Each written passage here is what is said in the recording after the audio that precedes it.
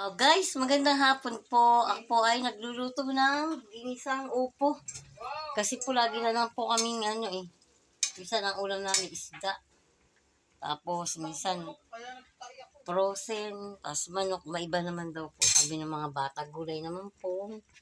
Upo, ayan po guys, ginigisa ko. At lalagyan ko na po siya ng tubig. Ayan. Para ho mayroong makaunting sabaw. At kasi nagsasabaw din po yan ng kanya eh.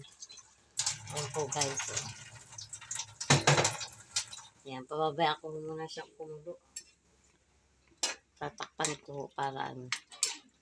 Ito guys ang aming ulam for today. Yan, ginisang upo. Nanilawakan ko po ng sardinas. At maganda ho kasi ay gulay. Hindi ho laging hindi laging ang ulam namin dito minsan ay frozen. Tapos ay manok, ganun, isda. Ay may iba naman gulay naman daw, masustansya. Ayan po guys, ginisang upo. Ay ngayon po ay lalagyan ko siya ng takip at baka ho lalagyan ko po siya ng takip guys. Ayan, tayo ay pag kung ano-ano iniisip nating lutuin na masustansya po ba. Para sa mga anak natin, na mga masustansyang gulay. Yan po ang aking menu for today. Yan, magandang hapon po sa ating lahat. God bless.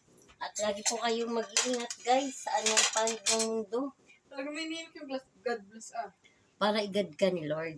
Sa mga nanonood, i-bless ka ni Lord. Kailangan lagi natin yun. At saka yun ang kailangan natin sa mundo natin ngayon. Tayo ay magdasal. Yeah. Kasi ang mundo natin ay iba na.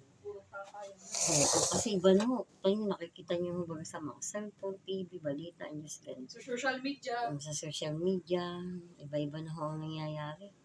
Kaya ho, pag kami ho may time yun, nagsisimba po kami ng aking mga anak. Sabi niya, mama, simba tayo. Nagsisimba kami. Kasi guys, God bless at maraming salamat po sa nanonood lagi ng aking mga video. Ayan, God bless po at lagi po tayong mag-iingat.